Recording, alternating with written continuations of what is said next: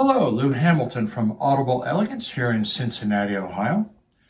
We're located a couple doors north of the original Montgomery Inn and across the street from Montgomery Cyclery on Montgomery Road. And we do work on Instagram and on X and on Facebook. I also write a monthly blog.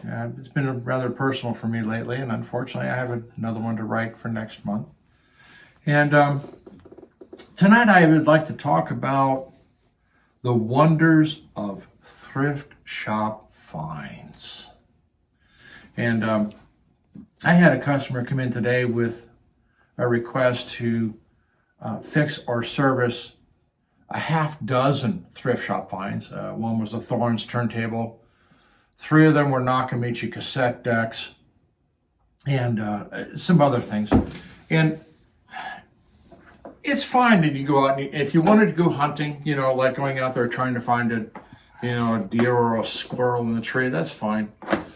But you have to understand that not all of these things are right, and there's a reason that they ended up in the thrift shops or being donated. And he wasn't real happy about what I told him he'd have to pay another shop who is the Nakamichi Service Center, or claims to be anyway. He goes, well, it's not worth it. And I said, well, that's probably the same conclusion the guy who donated it came to. But tonight I just thought I'd show you about another wonderful little gem. It's a classic. It's called the Crown DC300. These were usually pro audio amplifiers. And if I turned it around, you would see that it doesn't actually even have RCA jacks in it. It has 1/4-inch phone plugs, which is orientated towards more of a pro gear. The beauty of this little gem, this little find, and it was gotten fairly cheaply. Power cord's a little questionable, and I've talked about that in used gear, is this one likes to eat speakers because one of the channels is throwing DC.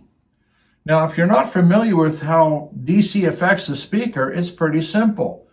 It tells the woofer to go in one direction as fast as hell as it can. And what it does is it wrecks the woofer. It locks it into place and burns it up. That's what this little gem did. And you don't know what an amplifier or a receiver is going to do when you plug it into your speakers. So, yeah, this toasted one of ours pretty good. And so we've declared this thing a piece of crap. No joy, because God knows what's gone wrong with it. It's an older piece at that, and I don't want to deal with it. But there are some things you can do if you want to play with older product, particularly amplifiers or receivers, and that is to go out and find the cheapest pair of crap speakers you can find in a thrift shop and use those as test bench speakers to hook up amplifiers and see what happens. Whether it's going to dump DC or whether it's not going to make any sound or it plays. If you go to some of the old-time repair shops, there's a few of them left. You'll actually see on their bench, their test speakers. And if you pay close attention to it, they don't have the original drivers in it at all. They've got some cheap other speakers that they've put in the cabinet because they've already blown the originals to hell.